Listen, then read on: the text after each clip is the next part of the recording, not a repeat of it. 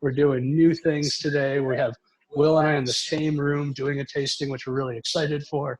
And we're also having this cheese, chocolate, wine, this really ambitious on a culinary level kind of tasting.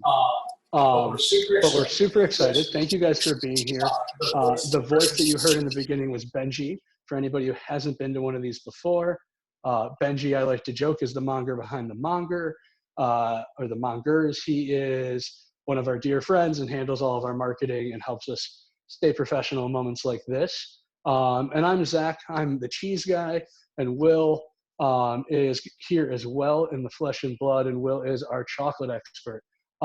We've been doing these Zoom tastings, and we're so thankful that we still get to talk about food and be here with people and kind of share food with people. It's always been our mission to connect you to these producers and connect you to one another through food, and this is no exception. And it's really cool in these times where we're all by ourselves to be together in any way. So we're thankful. And in that, we have 2 birthdays we're virtually celebrating as a group. Even if you didn't know you're at a birthday party, you are. So shout out to Carol for her 75th birthday and to Mary Kate.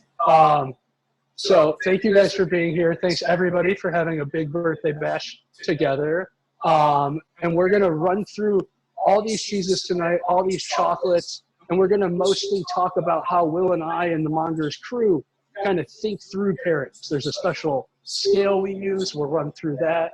And we're going to talk a little bit about the history of the company. So to give you that background and how tonight kind of came to be, and then I'm going to let Will talk for a little bit. We started at Gale's a long time ago. Will's cousin is Gale Hart, and he was working over there. I came and helped them for the holidays, and I was really wanting to still do pop-ups. I had just moved home, or start doing pop-ups, still do cheese. I had just moved home, and I got Will and Benji to help me do a pop-up at Gale's, and everybody showed up to this chocolate shop to eat cheese, and they all looked at us, and they're like, so what's the pairing? And Will and I were like, I can see why you might think that a cheese pop-up at a chocolate shop would have some kind of pairing, but we haven't thought of that. And tonight's really 3 years in the making. We're finally answering that question to everybody. So I'm really excited to be here together with Will and answer that. Here's a little bit of Will. Hi, everybody. I'm Will, and I'm the chocolate side of Mongers Provisions. And thank you all for coming tonight and hanging out with us. It's really fun to do these. This is our 5th one now. And then we've done a few other private ones. But I think this is our 5th public tasting at this point, and every one of them's been a little bit different. Everyone's been a lot of fun, and it's just amazing that people keep signing up for these things. It's when we listed the first one, we thought, what'll happen? How many will we sell? And it sold out real fast, and they've continued to do so. So, we're going to be tasting some very different things tonight. And, there aren't any like real rules on which to taste when. And, sometimes if you taste the cheese first and then the chocolate second, that is a better combination. Other times you might find that the chocolate first followed by the cheese works. So, we don't have a lot of rules. You can start tasting stuff now for the first course, so you can go ahead and kind of start snacking on the fromage dauphinois and the Crown Moss Zorzal chocolate made right here in Michigan. And, as we're tasting stuff, sometimes like I said, it works to taste one thing and then the other shortly after. Sometimes you can make a slurry and, put them all in your mouth at the same time and see what happens. And then another important thing is that ratios matter, right? A huge piece of cheese followed by a tiny piece of chocolate will give you a very different result than, equal parts or a big piece of chocolate and a tiny sliver of cheese. So sometimes it's just about finding the balance between, the fat, the salt, and the sugar as we're tasting along. And one thing that you know, this, like Zach said, this comes up a lot in tastings. People have always asked us, let's do chocolate and cheese pairings. When I was out in San Francisco for the Fancy Food Show in January with Zach, I did a chocolate and cheese pairing led by a lady who writes a lot of books on cheese, and she said she finds it very difficult. She likes them a lot, but she finds it difficult. Certain things can be hard to pair.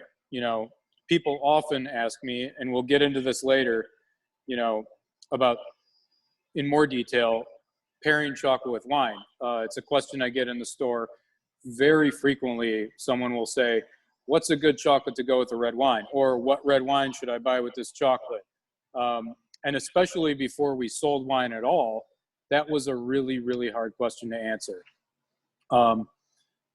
Because oftentimes, unless I taste a specific bottle of wine with a specific chocolate, I don't know if it's going to be a good combination. Like, I can't just blanket say, you know, drink Merlot with this chocolate or drink Cabernet with that chocolate. You know, one bottle of Merlot or Cabernet can be really different, and it could totally clash. It could work pretty well. Or it could just be just meh, you know, 100% meh. And we call that a 0 for purposes later on when we talk about scoring a tasting. And so the two wines that we're doing with this, to dovetail into that, are a port. You've got the bottle with you, but it's Graham's Tawny Port. We tasted 3 different ports with this tasting. We went with the tawny. We thought that it had the best balance between being a little bit of a younger tawny, not being too bright and acidic, and having a good balance with the sugar. And then we've got our Grenache and Merlot blend from Eliseo. So that's from southern France. It's a, you know, it's a pretty soft wine, and it's not excessively tannic. Generally, you know, chocolate and wine get easier to pair if the wine is sweet. You know, when you're pairing dry wines with chocolate, that's when it can get challenging.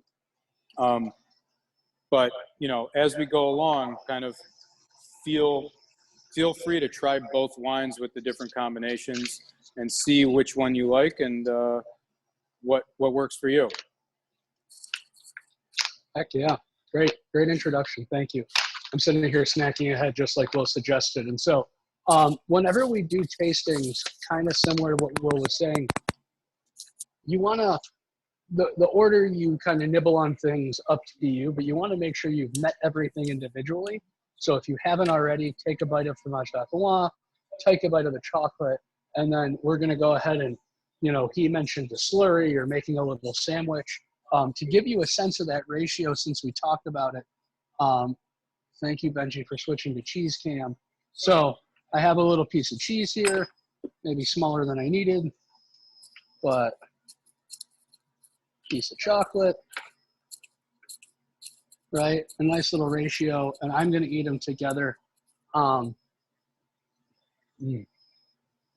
so Will really hit on a lot of points that I think are really important to kind of highlight in his intro. The woman he was talking about, Janet Fletcher, amazing author for chocolate, used to have a column in the San Francisco Chronicle, writes a lot of books, and she's right. This is really challenging. And so we have a couple different examples of like level of sophistication, right? The very first one is the softball answer to how to pair, right? We have a really nice chocolate I'll let Will talk about, and all I did was add fat to the equation. I used a cheese that's really delicious. Fromage dauphinois actually comes from the same region that the Eliseo comes from.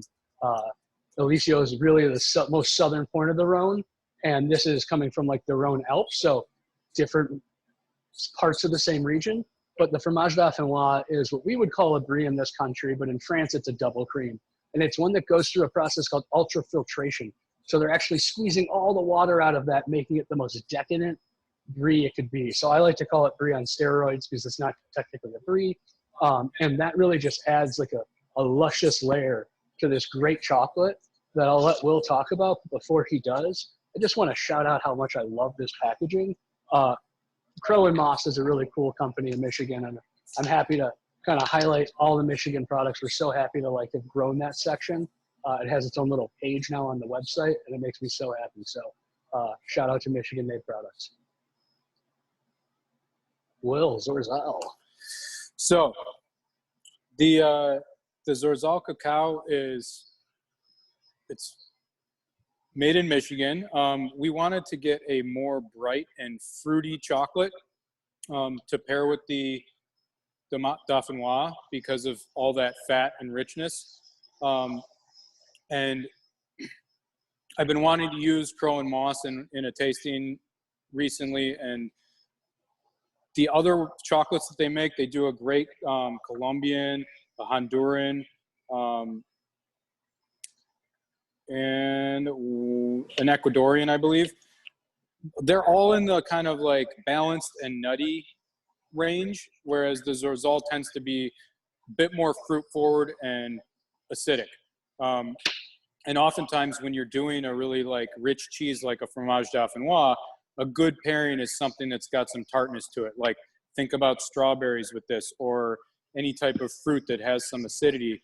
You know, that is a good contrast to the richness of the wine or of the cheese. And similarly, you know, a good wine pairing with dauphinois would be a white wine that's got a little bit higher acidity, or even a dessert wine that's sweet but still has quite a bit of acidity. So Crow and Moss is up in Petoskey, the newest chocolate maker in the state of Michigan. And Mike Davies started the company. He used to be a pastry chef, and he's doing good chocolate up there, and it's nice to see. I've got a nice fingerprint smudge on this piece, but it's nice to see more chocolate being made in Michigan. Fresh Coast was one of our favorites when we first opened, and they closed down a couple of years ago. And it's nice to see this getting kicked off up in Traverse City again. Zorzal is a really cool plantation too, in that where the cacao is grown is actually a huge bird sanctuary. So they're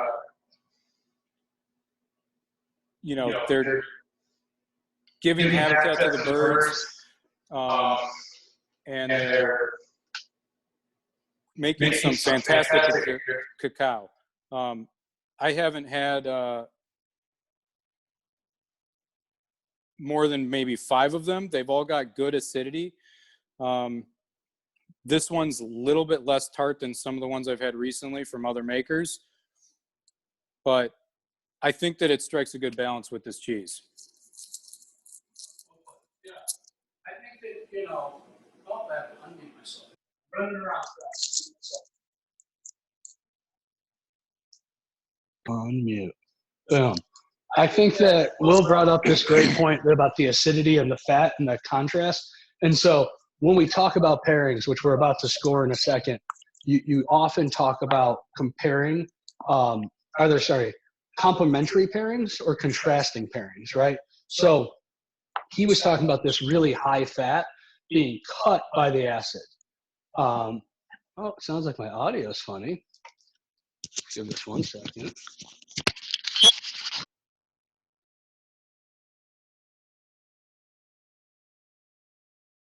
How's that, everybody? Okay. Thanks, everybody, for bearing with us. So Will was talking about the really rich high fat being cut by the acid, right? A contrasting pairing. Conversely, if we compare, and I know I'm jumping ahead, the next cheese, which is really fruity, with a really fruity wine, then you're talking about complementary concepts, right? And so we're going to, hopefully at this point, you have taken your fromage dauphinois, you've taken your chocolate, you've eaten it together. How do we evaluate what just went on in our mouths, right? 1 through 10 easily makes sense for evaluating a single product, but it doesn't make sense for this. So we have been using for a very long time, since the great Daphne Zeppos taught it to me, this idea of a -2 to +3. So -2, I brush my teeth in the morning, I go have a glass of orange juice. The Tropicana freshness is terrible. The cool mintiness is disgusting. Everything is worse. A -1, is exactly as it would follow. One problem, one thing has kind of ruined from this combination. The other thing passed through all right. We'll mention the 0, right? It's just, it's kind of nothing happened. It's neutral. I think this happens either from lack of paying attention. If I'm just snacking on the couch, I'm not paying attention.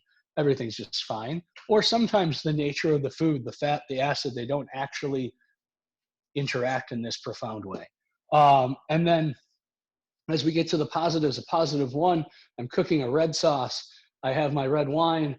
I pour a little red wine. It really brightens up this red sauce, makes it pop. I didn't really do any favor for the red wine. +1. +2 is, this last pairing we did, I think is a +2, right? If you usually eat a really softer chocolate and you found the brightness of that Zorzal, which I love, to be too much racing acidity, and the fromage dauphinois like mellowed that out. But if you also thought the fromage dauphinois was a little boring or too flabby, and the Zorzal kind of like spiked it up, that's a +2. Everything kind of happened, right? It all worked out better. A +3 is, this combination is so good, we should never eat them separately. So it's the peanut butter and jelly, right? At this point, we think of them as synonymous. They go together because they're so darn good. The sum is better than the parts. That's how we eat these things. So I encourage you to have eaten this. Try it with both wines. Take a sip to wash it down and let us know. Throw out your scores. Use the chat. I'd love to hear what people think. For me, this is like a very textbook +2. I really like it. I don't think either thing is less, or I'm sorry, I don't think either of them are a bad product on their own, but I really thought this was fun together. And, to the earlier point, I think it's a difficult kind of set of pairings. So getting an easy win in the beginning was nice. Yeah, getting some great cool. notes. We do have a question that I'm going to pass over to Cool. Will. How does the chocolate get its cherry flavor without cherries? So that's driven by the acidity in the bean, right? The primary acid that you're picking up in the bean residually is acetic acid, which is, a byproduct of the fermentation of the cacao bean. So depending on how the bean's fermented, when you've got a cacao pod that grows on a tree, right? It's filled with a bunch of seeds that are covered in a white pulp. To make chocolate, you put that stuff in a box or a pile, let the pulp ferment off, and the bean changes color during that process. And depending on how long you do it, and how complete your fermentation is, and some of the, the natural flora in the community, the area where the cacao is being grown and fermented, those all create different variables. So different methods of fermentation can change the acidity level. And then the more you roast it, usually the lower you get the acidity. So a lot of this craft chocolate that we carry, the more artisan chocolate, is roasted quite a bit lighter than a lot of commodity chocolate. So you tend to get more residual acidity in the chocolate. And you're more likely to find that fruity flavor from the acetic acid. For any of you super food nerds, there is a bar that we have on our shelf, or 2 bars, I should say, that are like the coolest example of this interplay of how the fermentation affects the bars. Fries Holm, this great producer out of Copenhagen, correct? Yeah, great, Copenhagen. He's doing 1 bar where he turns his fermentation pile 3 times, and 1 bar where he turns the fermentation twice. Same beans, same source, same maker, and you get to taste what this like minute change, how it affects the chocolate. I think that's like, it's super nerdy, you have to care, but I think it's really fun. And yeah. So speaking of minute change and making a huge difference, Gruyere Alpage. I think a lot of us on this are familiar with the word Gruyere, right? It's the cheese that maybe tops our French onion soup. It's a beautiful Swiss mountain cheese, an Alpine cheese. But what's this word, alpage? Alpage refers to a cheese coming from the very top of the mountain, above 1,800 meters. And it has to be from the dairy has to be coming from a source that is at least no more than 4 kilometers away from the make room. Okay. So it's really lending itself to a single herd at the top of a mountain, right? You take your cows and you follow the snow melt all winter or all spring long until you get to the very top at the height of summer. And you have these big, beautiful cheeses you're making in these rustic chalets. Not a fun place to take a vacation, but really just a hut you make cheese in. And so this is a family. It's a young guy. There's a great article in Culture magazine, The Word on Cheese. I think we even shared it at some point, about this family and this young guy who makes this cheese. He is a cheese hunk. He should definitely be on a calendar. And he, he's sitting in these, tiny place all day, flipping these big cheeses, emptying these vats, and taking care of the cows. It's really very backbreaking work, and you just do it for the height of the summer, and then you spend the whole winter in the valley caring for these cheeses. And so this cheese with this like big mountain flavor gives you a lot of actually similar notes that you were talking about with Will, these cherry notes and these high acid for a milk because of the big grass. And for me, when I was starting to think about the different kind of tastings we were going to do, this is where I started to play a little bit more. We really wanted to play with the next chocolate bar, and it has like a lot of flavor, and I wanted a cheese that was going to hold up with it. And so instead of kind of playing the contrasting game of just adding fat to high acid, in this case, I'm really working to complement. The next chocolate bar we'll talk about has a note that I really love, but I was really hoping that the Gruyere would kind of hold its own with this big, bright fruitiness. So yeah, with that, I think we move to Will to talk about the chocolate. Got him right in the middle of the bite, sorry. It's crunchy. That's all I have to say about that one.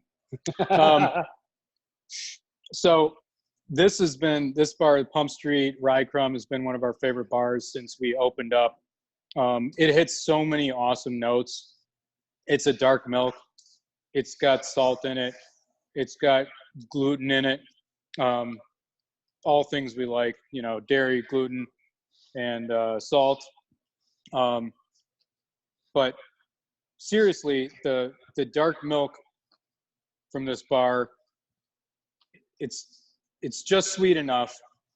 It doesn't have any real sense of bitterness to it. 60%, so it's darker, more than twice as dark as an average milk chocolate. But then balanced with the sea salt and the rye crumb, it's been a perennial favorite of the staff, the people who come to the store. And I think it's really, really, at this point, I've tried the Alpage Gruyere with all 3 of the chocolates, and I think that it just works pretty well with all of them. But this is I like this combination a lot. Pump Street's a very cool company. So father and daughter in Suffolk in the UK, and they started off as a bakery. After a few years, they started making some chocolate, and they were making a lot of great bread. They decided to start making chocolate, and within a year or two of starting to make chocolate, they were winning a bunch of awards for that. They are really, really focused on environmental sustainability. They only source sustainable cacao. Almost all of their cacao that I'm aware of comes from single estates, not just a region or even a town, but a single estate, sometimes a single co-op. And after a little bit, they're like, well, we're making award-winning bread. We're making award-winning chocolate. Why don't we put some of our award-winning bread in our award-winning chocolate? So they do a sourdough bar that's a 66% dark chocolate with sourdough and a little bit of salt. And then they do this rye crumb one. I personally, I love them both, but I love how the rye flavor comes through in this bar. If you like a good slice of deli rye or you like a pumpernickel bagel, the flavor that this carries and the balance between like just that right percentage of sugar is something that I just always find compelling every time I eat it. I'm never bored with this bar. It's like the best version of a, you know, it like hits some of those notes that a Kit Kat's got with the little crunch, or, you know, but in a much more refined way. You know, it doesn't leave your palate totally clogged up with sugar and fat.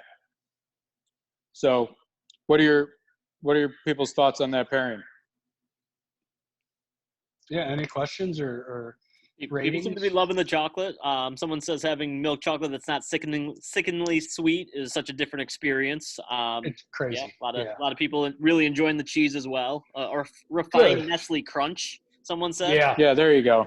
By the way, love the Kit Kat challenge. I mean, you got to have balls to take on Kit Kat and Nestle's. You know, we're willing to. I think that there's not really in any significant way since they're giant multinational conglomerates, but we really think that, you know, it's an interesting view of chocolate when you really start to think of the sourcing and how refined it can be and kind of elevated it as opposed to like, here's a bar of chocolate from, I don't know. And then all the like sourcing issues that we can get into later. But I hope at this point, when you've had that bite of those two things together, you've tried them with both different wines, because it's really interesting. You know, we've had this theme of acid, which is really like, especially in a chocolate pairing, it's the whole battle we're playing. It's like matching the acid versus sugar of both the wine and the chocolate and how to not overwhelm your palate. And so we talked about this cheese being pretty bright. And then the chocolate is more mellow than the Zorzal, but it still has that like fruitiness that rye has. And that's the complementary tastings that I was kind of talking about. But if you wash that bite down with the Alicio, if you really like that like acid and the brightness, you might enjoy it. To me, it's like going too sour. But when you go and try that and wash it all down with the tawny, you start to remember why tawny and port and like chocolate make so much sense together. For those who aren't as familiar, you know, it's a type of wine coming from Portugal. It's a blend of different grapes, generally speaking. I believe there's 7 different varieties that can be made into port, and they're aged in barrels and they're fortified. And so you have a higher alcohol, but you also have a way higher sugar content, and you have a lot of these barrel characteristics and all that softness. To me, when you eat those together, you have this like, you know, the high notes of the rye and the cheese all like being softened and deepened by the port. I thought it was such a cool, you know, 3-way pairing. I was really into that one. So I hope you guys all tried that at this point. Benji, do we have any questions before we dive into the third course, or is Will supposed to be talking and I should stop talking? No, you're good. There's no questions right now. A lot of people like each individual chocolate cheese for that last one, but a lot of +2s as well. So some Cool. mixed opinions on the pairings, which are all going well. Yeah. And I think that that's part of the like challenge that Will and I have on the counter, is that people expect us to come up with these things that are universal, but it's so about your palate, right? If you tend to not like citrus because it's too acidic and it kind of leaves your mouth hurting or whatnot, you're not going to really like super acidic chocolate. And so no matter what we do with it, it's not your preference. And so pairings are so personal. I think that it's a fun thing to go through. Yeah. We did get a question real quick. What do you mean by the wine is fortified? Ooh, thank you. Well, you've been to Portugal, right? Do you want to handle the port question? So they, you know, they're making wine like we normally do, and then to give it some extra aging and sugar, you know, they're adding back some distilled spirits to it. So, you know, usually port's not super high percentage, but I believe this bottle's 16%. Sounds right. But that can give the wine extra longevity, and, you know, makes it a little bit stronger. The modern era of wine where we've got these, you know, California wines that are Zinfandels that are coming in at 15.9% or something, like, 1 or 2 years old, that's fairly new. I mean, for most of history, wine was not above 13 or 14% alcohol. And so we, if you wanted to make the wine last a little bit longer, you want to make it a little stronger, you would fortify it back with some grain spirits. And then, just on that last pairing, like I think that you could take that Gruyere and some of that port and some of that chocolate and put it in a blender. And if you want to talk about a slurry, that would be a good dessert for me. But, it's not everybody's cup of tea. Perfect. Zach, I had to mute you again real quick. There was a little bit of feedback. We do have a question, though. Have you thought of adding a wine person to the presentation? So I know we've thought about a lot of different scenarios. Will, if you want to answer that, will Zach unmute his screen? Yes, we have talked about doing a presentation with like an actual sommelier. So that may be in the works at some point in the future.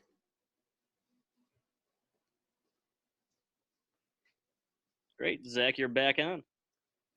Awesome.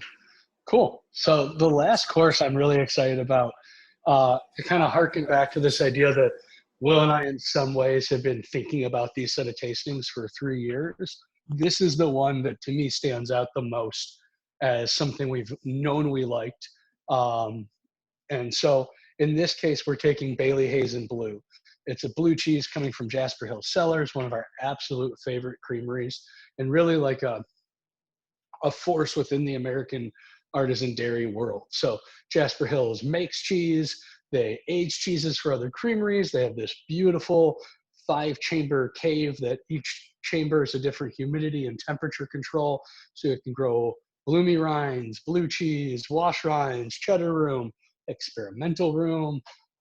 They're a really cool place. And so Jasper Hills in Greensboro, Vermont, Matteo and Andy Keller, they started it, and they're really, I like to call them agrarian radicalists that are trying to preserve the Vermont dairy landscape one creamery at a time. And so what they're doing is essentially just trying to make sure that every creamery next to them doesn't go to business by giving them a value-added option of making cheese and helping them get to market. So there's really small creameries that don't have the ability to market and age their cheese really effectively, and they'll buy those cheeses, age it for them, and get them to market. This is an example of one of the first cheeses they ever made. This is an in-house, but they do things like by the Von Trapp family, same family that was from The Sound of Music. They have escaped Nazi Austria and now make cheese in New Hampshire, and then they have the bed and breakfast is in New Hampshire, and then the cheese is made in Vermont, I believe. And they're 2 different cousins that are this generation, and they're aged over at Jasper Hill at Jasper's Cellars. The Bailey Hazen is this really delicious, fudgy, nuanced blue cheese. It's made with a natural rind that kind of, just exposed to the elements as opposed to foil. You call that a natural rind when you're talking about blue cheese. And it's made in the style of either a Stilton or even more specifically a Foime d'Ambert, which is a type of French blue cheese. And I really love it. And it's going to hopefully work really well with the chocolate. But this cheese to me has, in its nuance, it has a lot of like brighter flavors, like all this acid we keep talking about, but it has a lot of like deep, spicier notes in the kind of funk of the blue. It's a really amazing example of American blue cheese. Zach, can you talk about, you mentioned rind earlier. Can you talk about the rind and eating the rind and all the process that goes through, especially with a blue cheese? Yeah, awesome. Thank you for that, Benji. So for the, fromage dauphinois, it's pretty delicious rind. It's really soft. It's easy. Whenever you have a rind on a soft cheese, it's generally edible. When you get to firmer cheeses like the Gruyere, that is the same idea as this. It's a natural rind. It's just cheese sitting out, getting dry, getting salty, having things land on it and grow on it. And so if you don't mind a little funk and a little grit, you might enjoy those rinds. I love soft rinds. I don't generally like firm rinds, and I don't really like blue cheese rinds usually either, but there's a lot of people who do. And so, to give a quick demo, I always like to, if I'm trying a new cheese I've never had before, like I've not eaten my own personal wheel of this cheese, I cut a piece. You see I have rind on one side, but not on the other side. and I eat it. Oh, perfect cheese cam. So rind on one side, but not on the forward side. And I'm going to eat it going towards the rind. And if I don't mind the bite right there, right, if I'm all the way up to that rind and still enjoying flavor, I'm going to probably enjoy the rind. The texture is going to be the issue. You'll see on one side of the Gruyere, depending on where your cut came from, there's a paper label. You know, it has to be food safe to be put on cheese. Even the paraffin wax and stuff like that would be food safe if you ate a non-natural product. But, you know, if you move the paper and eat that cheese rind, I find it to be gritty, but some people really like that flavor. It definitely adds more cave. Same story with the Bailey Hazen rind. This wheel is a little soft, and so I think the rind's going to be maybe a little spicier or more challenging than it would be on a little drier wheel. But if you tend to like more bold flavors, I encourage you to try the rind. If you don't, you know, just try the like center of the cheese. Yeah, great question. Perfect. Someone noticed there was like a tingle on the tongue when pairing the chocolate, the blue, and the port. I don't know if we want Will to talk the chocolate a little bit first and then get to the tingle that could appear, but Sure.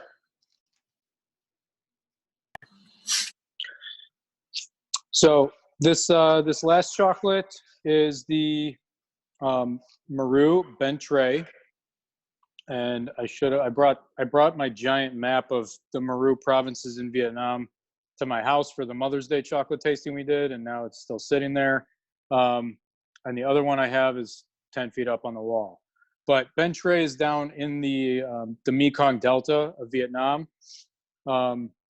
So south of Saigon, low elevation, you know, close to sea level, lots of coconut trees and palm trees growing around there along with the cacao that they grow. And this is one of the darker bars in Maru's standard lineup. Again, Maru is a company that we have been carrying ever since we opened. It was one of my like aha moments with bean to bar chocolate. Up in Seattle, I went to a bean to bar chocolate show, and the Maru guy was there. I was tasting some of his chocolate, and I got to one of the bars and I was like, is there cinnamon in here? You know, and I kind of like whispered to him, I was like, you know, I know it doesn't say cinnamon on the ingredients, but like, is there any, there's got to be some spice in this bar. And it's kind of like what the question that was asked earlier, like, how does it taste like cherries if there's no cherries in it? And that's just the nature of the cacao and the fermentation and where it's from. You know, he said, no, I mean, we're not lying. Like, it's the ingredients in this bar are sugar, or cacao, sugar, and some cocoa butter, and that's it. And I distinctly tasted cinnamon and clove. And this is one of those bars that the bar that I was tasting up there in Seattle that time was growing on an island in between Ben Tre province and Tien Gang province, which is still in the Mekong Delta, but just to the north. And I find that this Ben Tre 78% hits a lot of those notes. Like every batch we get, you know, if I get a batch 6 months later and it's definitely a distinct lot, they change from lot to lot, but I often get notes of those baking spices in this bar. Some hints of fruit in this bar at 78%, but not as much. The province to the north, Tien Gang, often tastes raisiny to me, but I love the deep darkness of this with the spiciness. And, you know, it's just a fun representation of the Vietnamese terroir, for lack of a better word. And Maru's a cool company. They make chocolate only from Vietnamese ingredients. So they're using Vietnamese cacao, Vietnamese cane sugar. They have a dark milk chocolate that has coconut milk in it instead of cow's milk because there isn't a big dairy industry in Vietnam. We've got a cool bar with kumquat in it. And then for Mother's Day, we did a dark chocolate with coffee. And in all of those cases, the coconut milk chocolate is from Ben Tre province as well. So the coconuts and the cacao are both grown in the same province. The coffee chocolate, the coffee is grown in the same province as the cacao, and the kumquats, again, same province that the cacao is grown in is where the kumquats are grown in. So they like to pair up those regional agricultural products. Perfect. Zach, you got to unmute yourself first, and then we'll head on back to you.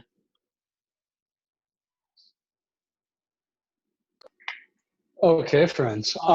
So I know we've talked this whole time about breaking all the rules, and I hope you have, because I certainly, Will mentioned in the first round that he had already tasted everything with the Alpage Gruyere, and he did that in real time. You kind of just quickly try everything. So I hope at this point you've tried the Bailey Hazen with the 60% bar as well as the Vietnamese, because I think they both have validity. And Mary Kate, you have the Bay Blue because it's pasteurized, and that also has we went back and forth. We actually tasted it amongst 4 or 5 people, and I was like, they're both really good, but which one's better? They all have these great flavors, and I think it really once again goes to what you're into. So I'm going to quickly kind of talk about the scoring, and for me, what I experienced with these two. So with the Ben Tray and the Bailey Hazen, to me, it's a really kind of fireworks. It's a little explosive. There's a lot of salt in the Bailey Hazen, and there's a little animaliness in the Bailey Hazen right off the bat. But then it's hit with these deep, dark notes that kind of play up the dairy in the Bailey Hazen, the fact that it's actually milk, and then adds the spicy notes. And so it's just this big boom. It's a burst. To me, it's definitely a positive too. I really enjoyed that. And when I try that same cheese with the salty, the rye bar, you have salt and salt, but you also have all these great textures. But it really, instead of being this more explosive thing, it's way more of a slow and low. It mellows out. The 60% dark milk, like Will was talking about earlier, how dark milk is really delicious. And I think somebody in the comments talked about how it's so nice to have a milk bar without the sticky sweet, too much grossness. It going with the blue cheese is just it really adds a fun dairy element. I thought that was a fun pairing. I still like the one I put on the menu, but I think that they're really fun to try. And that's why these combinations are so kind of infinite and enjoyable. Yeah. What are some other things that you can eat port with? I think someone said drink port or eat port with. Yeah. So, port is most often associated with blue cheese. Port and Stilton, you hear a lot about during Christmas, but port's going to go well with things that have a rich and deep flavor. So, I think if you were cooking game meat, you could totally have port as your dessert wine or on the table, depending on your level of desired sweetness. And, kind of going with this, that's more of a contrasting for a complementary pairing. If you're eating dessert and you're having a really nice fruit pie or a fruit crumble, especially if you have a ruby port that's really nice, that could be a really delicious way to have your dessert. So it's a digestif, it's a dessert, or it can go with a richer meat like game meat or some cuts of pork. I really enjoy a glass of port, as in lieu of dessert. Not that I skip a lot of desserts, but if I do, it's probably because I had a glass of the dessert something. So port's definitely on that roster. Perfect. A lot of people are saying kind of the Bailey Hayes and the Pump Street is incredible together, or trying the Blue, the Pump Street, and the Alicio all together. Oh, cool. Yeah, I love you guys breaking the rules. Good for all of you. Go off-road. Will and I are talking about a tasting we have in the future, and I got really bogged down by the amount of combinations we were putting in front of people. But I think that's, Will was making the point. That's kind of the fun, is to wander a little bit and, put these little bites together and see what happens. So I'm glad to see Will was right. There's definitely, it's fun to wander around a little bit. What other questions do you have? You have both a chocolate professional and a cheese professional in the room with you. I'm waiting on getting questions, but I do have one for you. Talk a little bit about, quote unquote, stinky cheeses and how they pair with different things. Yeah, stinky cheeses are really fun. I think that they, can go both ways in terms of I sometimes think that if you don't call a cheese stinky cheese, you're just try this. A lot of people who aren't adventurous eaters are just that's kind of salty. There's something going on, but that's weird and I like it. Kids are often way more accepting of stinky cheese than we are. They don't have like a negative association with the smell. And so they just eat it and they're like, oh yeah, that's good. I think parents usually make that decision for a kid before the kid does, just as someone who's watched people walk through a grocery store and sampled thousands of people cheese in my life. And because to me, the pairing with stinky cheese is a lot more like the pairing with Gruyere. You're matching volume at that point, right? I can't take a really stinky cheese with like a really mega, like really milk chocolate that's really mild, right? It's just going to wash over it, no pun intended. It's going to be really, the washed rind cheese is going to be just all you taste. You need something that's going to be bold. So, one of my favorite things to do with stinky cheese, not quite a pairing, more of a recipe, is if you whip your stinky cheese, I talked about this in our beer pairing recently, with a little creme fraiche or labneh or whatever you have at home to kind of thin out the stinky cheese. And then you pour that over bread, slather it over bread, and bake it until it starts to bubble. Throw some fried herbs. And the fried herbs is what I'm really pairing with the stinky cheese, because fried herbs are a big flavor. And you need a big flavor to match with that stinky cheese. The bread's just a vehicle. A couple more questions that came in. This one might be more for Will, but is there a chocolate equivalent to stinky cheese? Ooh, that's a great question. So, yes. I mean, you could call chocolate that's unsweetened or, 100% cacao can be in that realm of being so intense that it can turn people off. And then you can do that by, you can also do that by,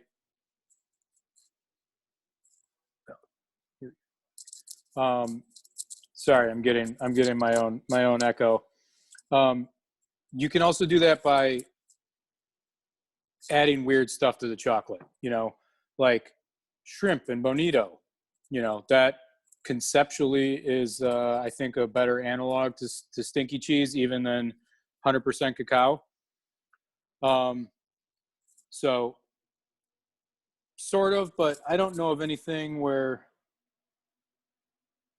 they're like intentionally driving the fermentation in a way that just makes it taste weird, So hopefully that answers your question.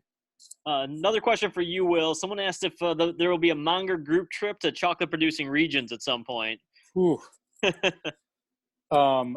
I would love that. I mean, I've been hoping to get to some of these places for a while, and between, a 3-year-old business and 3-year-old kids, I have not found the time to actually do that. There are people who go. So there are trips out there that do that. And it's, we've talked about doing some travel opportunities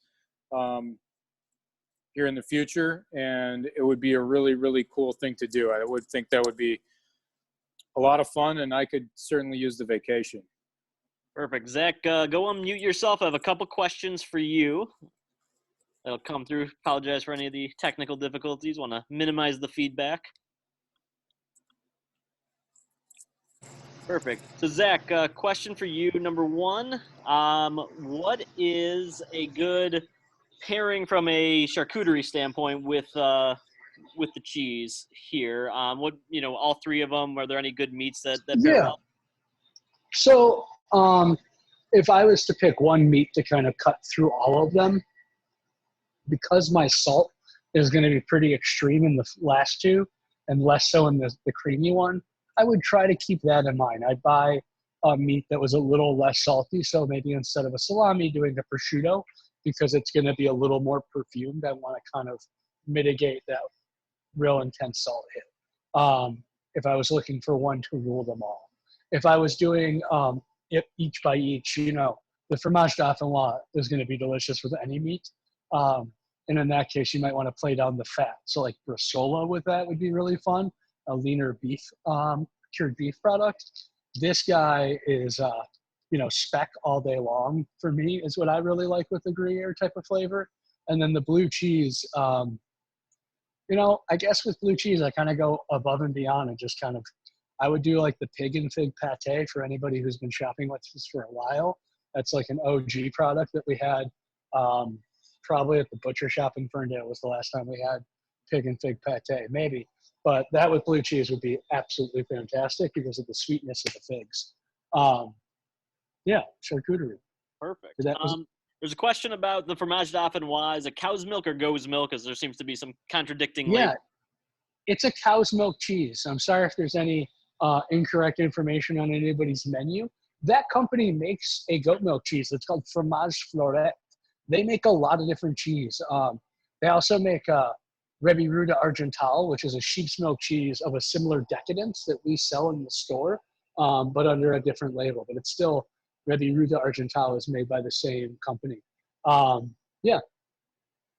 Perfect. We're about to enter summer. What are some of the kind of quote unquote hot summer cheeses that'll be coming up?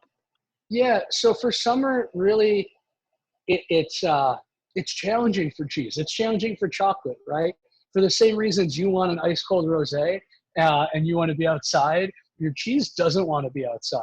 And for me, the cheeses that we tend to, spring's really fun. We can be really playful with things like Elf Blossom that we just brought in, and some fun cheddars and things like that. As we get into summer, you kind of go to halloumi, you go to mozzarella, to burrata, these like really mild things that you expect to eat cold early on in the meal, or if they sit out, they're like gonna get melty, and that's fine. And so halloumi I love because as everybody goes outside and the cooking goes outside with them, and you start grilling and nobody's congregating in the kitchen and cheese is all lonely, you can bring halloumi outside and you can beat it up temperature-wise because it's a grillable cheese. So halloumi and casseri are really fun for summer. And then other than that, it's mozzarella time. And so we're going to work on getting a mozzarella option soon as summer kind of comes up. Yeah. Perfect. So you got a couple, red wines. You got a port. You got a red wine there. What are some of the white wines that are good for refreshing in the summertime? Yeah. So we tend to, in so many occasions, I think lean towards white wine because they're cheese friendly and they're more food friendly. I love red wine, but full-bodied red wines, part of the reason you talk about eating a steak with that is you need that like richness and all that fat to kind of keep your salivatory glands going through all those tannins. And so that's not really conducive to a cheese tray. And so we tend to shy away from those reds and eat a more white-centric wine selection to begin with. And for summer, it's all about playing with those kind of bright, fun acids, right? And so, we have things like the rosé, the Gris de Gris, which is really pretty bright and acidic, but gives you like a little hint of that strawberry and cream kind of thing that rosé does. I love that. The the Unique Salvard is a Sauvignon Blanc that the group's always really enjoyed.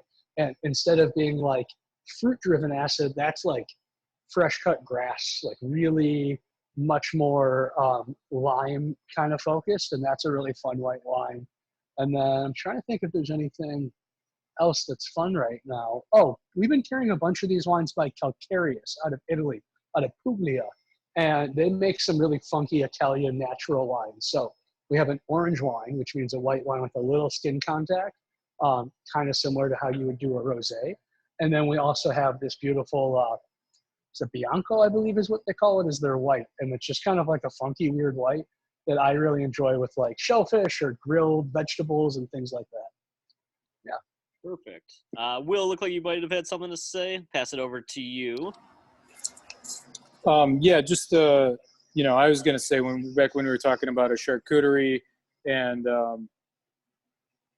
cheese pairing, the Alpage Gruyere with like a good cured, not a cooked ham, a traditional French ham, like you just can't beat like Gruyere. It's fantastic with speck and prosciutto too, but some good cooked ham, not too salty because the cheese has enough going on, I think is a superb combination. And then I was also just curious, in tasting through, like, did people try the Dominican Zorzal cacao with the Bailey Hazen? Because as I was going through that again, I thought that was actually pretty good because, again, like the brightness and acidity of that cacao helps balance out the salt a little bit of that Bailey Hazen blue cheese too, because it is, it's the Alpage Gruyere has some definite salt content, but the Bailey is I would think the highest salt content cheese out of the three we've got here today, and I thought that really provided good contrast. Perfect. Zach, you're on mute again. Someone also mentioned the Sopressata and Gruyere together as a nice combination from their own personal. Oh, absolutely. Yeah, Sopressata and Gruyere is going to be, that's going to be a great combo. The cleanness and overall simplicity of the Sopressata, simple salami, and the Alpage Gruyere is going to be hard to beat. And we have our next tasting coming up. Benji, can you hear me all right? Yep, you're good. Okay. We have our next tasting is, I guess we have one in between, but on the 19th for Father's Day, we're going to do our first ever meat-focused pairings, tasting. I believe the Sopressata might have made that menu too. The Sopressata that we carry is by Fermani, a gentleman named Paul Bertoli makes that out of Berkeley, California. Really delicious stuff. What other questions do we have, friends? Someone mentioned that blue on a burger. Talk in general, Yes. your favorite melting cheeses and melting blues. Yeah, totally. So, blues they run a gambit of textures depending on how old they are, how salty they are, and they will melt in varying ways. This one to me is just hitting that edge where it's still creamy enough where it's going to melt really well, but it's not so creamy that it's going to liquefy. If anybody's taken a scoop of Roquefort or Gorgonzola and melted on a steak, it really does act like butter at that point. It really just liquefies very quickly. So it's good for some things like finishing it on a steak. But if I wanted to melt it on a burger where I still want there to be some cheese and pull, it might not be the right option. You might want something that has a little more, dare I say, texture and cheesiness. Dunbarton Blue, which is this really amazing cheddar by Chris Roelli. He's making a cheddar and then hand piercing it just to get a little bit of blue veining throughout the cheese. That's a really great burger cheese. Gold Cash Gold for a long time had that as their cheese on their burger when they were still around. The Gruyere is really engineered to melt well. That's your fondue cheese. It's going to go really well on anything. They've kind of pressed it and cooked it so the proteins line up to melt really well. And a cheese like Fromage d'Affinois is going to be in that kind of liquefying category. So it's really great if you pull it early enough. You can put it on you can put it on a fig and apple slice sandwich with that and let it get a little melty. Or, people always talk about baked brie with the crusts and stuff like that. But you can put one of these inside of an earthenware oven safe dish and just kind of put it and let it liquefy and then dip your bread into it. And so you can make your own little easy fondue with these cheeses too. Perfect. Someone says the blue with the chocolate is amazeballs. Well, they've never tried that before. I always go for fruit. It's a great term. We don't use it to describe pairings very much at the cheese counter, but I've heard Zach say it from time to time. Perfect. Looks like no other questions have come in. I don't know if there's anything else you guys want to make sure you touch base on. Yeah, I mean, I just want to second some of what Zach was, it is so subjective, right?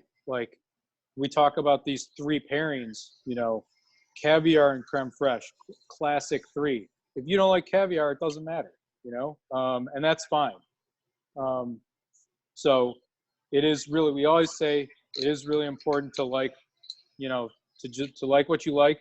And that's why we do these things. And that's why, when the world is normal and people can come into the shop and taste all of these fantastic products we have on any given day, that's why we encourage that so much, because we want people to kind of, come on that journey with us and to explore, their own preferences and, find out what they like and don't like, but also push their comfort zone and push the boundary a little bit, because then you realize that, just like that person said earlier, I don't normally like a lot of blue cheese. I don't eat a lot of it. But this is amazing. Like that's why we're here. That's what we live for, is to help people experience something new and exciting, and maybe once in a while change their mind about something they thought they didn't like. Totally. Another question came in, Zach. I'll shoot it your way real quick. Gus and Gray jam. Someone mentioned what cheeses pair well with these, and then we'll actually shoot it back to Will to see what chocolates pair well with those. We love Gus and Gray stuff. Some of her flavors we find to be like great for a sandwich, like a PB&J, and harder on the cheese because they're so bold and delicious. So my favorite things to pair with Gus and Gray, we actually recently went from putting their classic. For years we always put classic in, which is her raspberry jam, which is one of our favorites. But we found that the acid was so bright that it polarized what it worked with. And so we actually kind of went with a softer, deeper flavors with the trifecta or the divine, blackberry or triple berry. And those tend to work with a wider variety of cheeses we found. Some of the ones that we really enjoy that are a little bit more of curveballs, we're all about sweet cheeses here, all about the spicy jalapeno jam. My favorite is with the fresh goat cheese. You kind of have this adult jalapeno popper thing going on. The apple butter just won a really cool national award, a Good Food Award.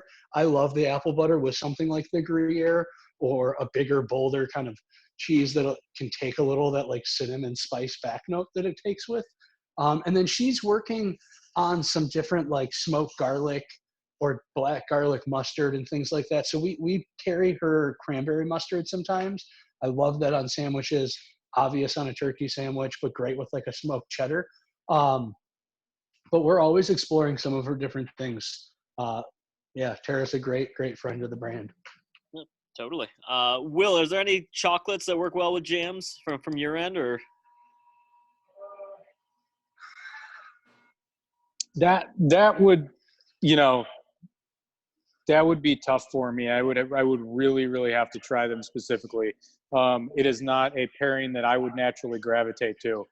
Now that doesn't mean that, just to not contradict what I was just saying, if you find one that works, that's great.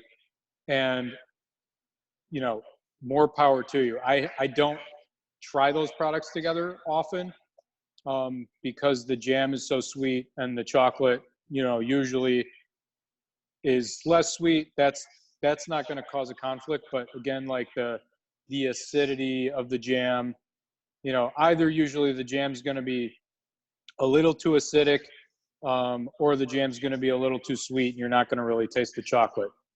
So I would put most of them into just thinking about them conceptually.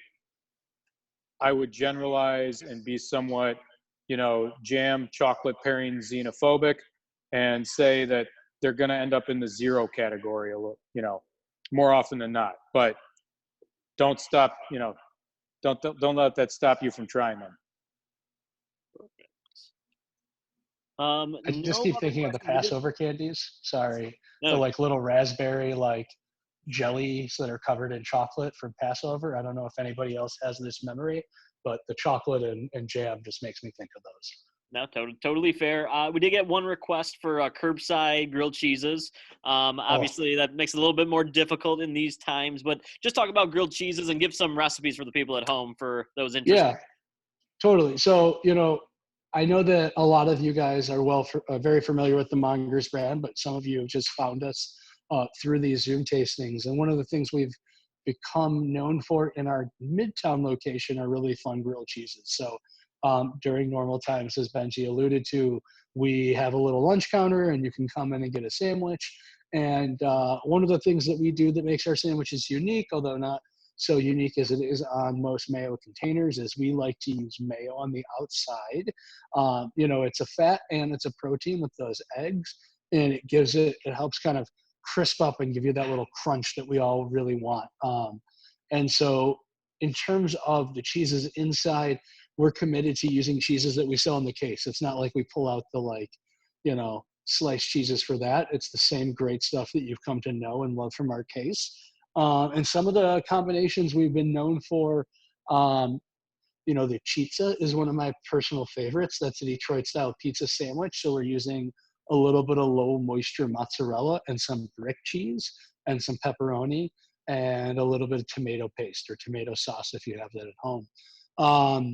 The blue cheese would be a fun. I feel like we don't personally right now make a blue cheese that's grilled, but I think that like if you did some pears or apple slices, something that's a little sweet, and you have the blue cheese, fig jam, like it can be really fun to melt blue cheese.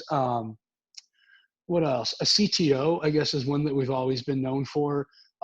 Originally, that was kumpe, toma, and onion. So we sliced onion and cooked it for like 24 hours in the store, and then had two really great like melting mountain cheese style things to make this French onion sandwich cheese.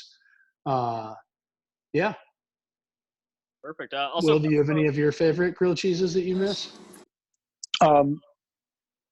So, one thing like Zach said that we make the grilled cheese with mayo on the outside. And I love this. Literally in the last 24 hours, my Google feed popped up with an article about somebody saying, never use mayo on the outside of a grilled cheese. It's just not as good as butter. And then not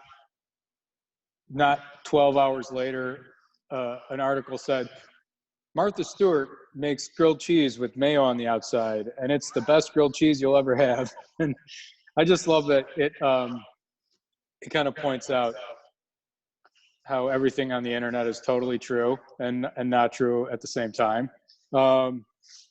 And for us, like we've always liked the mayo on the outside of the grilled cheese. It gives it a good crust. We've had, unfortunately, fortunately, people like them, but we have had requests to do curbside grilled cheese, and for better or worse, we had to shut it down because we were getting, one or two people a day asking for curbside grilled cheese, and it's too difficult to have all the stuff ready for it, the bread, the cheese, everything else. And then on top of that, and thank all of you so much, but we've been busy enough with the e-commerce that the staff, like for the first week we were doing it, and then the staff was like, could we not make grilled cheese anymore? Like, we're completely buried with online orders and with phone orders, and one person ordered a grilled cheese sandwich today, and it like completely broke everything. And so we decided to halt it temporarily until we can get back to a little bit more rhythm. And plus there's lots of restaurants doing takeout, and we love that they're doing what they're doing and feel satisfied with the business we're getting from curbside and these tastings that, right now we don't want to take away from some of these businesses who are down 85, 90%. Continue to patronize them. Yeah, real quick shout out. Sorry, I know I'm about to cut off Benji. Shout out to Ema. Will and I had Ema for dinner before this tasting, and it was delicious. We've also, Rocco's has done a great job feeding us and our staff. Spread Deli across the street. I'm sure I'm missing like 3 or 4 very important restaurants that we want to shout out in this moment. Voyager's doing really cool stuff. There you go. Marrow, I did one of the Marrow meal kits, and Mabel Gray's doing cool meal kits. And so definitely check out some of our local friends. We miss them all so much. We can't wait for places like Selden and Urban Rest and the Franklin Grill and Detroit City Distilling to start inviting people back in. So yeah, Ferndale Project is also doing food. Yeah, bunch of cool stuff. Perfect. The last thing someone said in lieu of your grilled cheeses being curbside, because they can't, how about they bring the bread and you have a raclette drive-by? I feel like that's super dangerous, and I still want to try it so badly. If you could see Will's face right now, which you could have, Will, if Benji changed the camera, like the glee in his face is, Will and I have known each other since we were about 10 years old. Oh, man. That face to me looks like we're going to get in trouble, but we're going to have a lot of fun. So, yeah, like if you think I encourage you. that lawsuit with the lady who got, the infamous McDonald's hot coffee lawsuit, like I just imagine someone getting a whole bunch of hot cheese in their lap as they pull up to the curb. that would be an epic event. But hey, don't waste it. Somebody could still eat that. Lap cheese is still edible. Drive-through raclette coming next season. What else, guys? What other questions do we have, Benji? That seems to be it. Yeah, someone said they'd sign the waiver for that, so you at least got one raclette drive-by customer. That's awesome. I wish our lawyer was on this particular tasting. We could have some follow-up afterwards. Well, I'm going to segue into a little conclusion, guys. I really hope you all enjoyed yourself. I hope you learned a little bit. We really love this way to evaluate pairings. Will and I kind of as a shorthand constantly are talking, -2 to +3. Even when you're at home and you're cooking, it's something you can kind of think about. How does my meal all go together in this context? So I hope that was a helpful tool for you guys. I hope you heard some fun stories about these makers and feel like you got to know them a little bit better. And I hope you had a nice little distraction. We're like so touched and so pleased to be able to come to you guys, about once a week, once every other couple of weeks, and do one of these tastings. And, like I said in the very beginning, if you haven't yet, scroll to the side, see how many, happy faces are all sitting there together. This is really a treat for us. So thank you all so much for choosing to do this tonight. We thank you from the truly bottom of our hearts. Well, what do you got to say, brother? I second all of that. I agree. It's Zach and I have been really, really impressed with how much fun these are and how much people like them.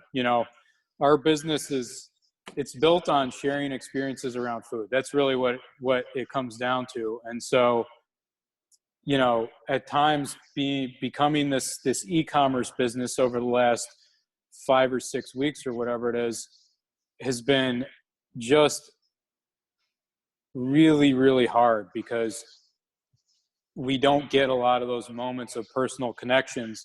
And so doing these tastings with people it's the way that we stay true to our brand, and it keeps us energized. It keeps our staff energized. And we can't thank you enough for participating and also for enjoying the, this ludicrous concept that we started 3 years ago as a pop-up at a chocolate shop by bringing some cheese into it. And, it's on our logo, cheese, charcuterie, chocolate. And it's just truly heartwarming to get to do this. It's really, really rewarding. And we love to connect with you and answer your questions. And I hope that you guys enjoyed yourselves. And I saw somebody say the Pump Street and the Dauphinois was a +3. And that's a winner too, man. So thank you again. I hope you guys have a great night, and check out our other tastings coming up. June 4th and June 19th are our 2 next tastings, and we'll be sharing more soon. So happy to have everyone. Thanks, everybody. Oh, real quick. Check your emails. Some of you may know that we got a very limited quantity of some 20-year-old cheddar. There will be an upcoming tasting that we'll be releasing in the next week or two, announcing that. We initially were able to get 6 pounds, some of it on pre-order. All of that 6 pounds was allocated to people on pre-order. Probably due to the coronavirus, somebody decided they didn't want a bunch of cheese that was over $200 a pound wholesale. And so we were able to get a little bit extra at the last minute. So we'll do a tasting around that. If you're into obscure cheddar, it'll be a kind of a tasting of a bunch of different ages of Hook's cheese, including the 20-year. So stay tuned for that. Perfect. Thanks everyone for joining. We're going to leave it on a little bit to talk amongst yourself. Going to unmute everyone, and thanks for joining us. Pizza. This was I heard great. pizza was the first thing. That's awesome.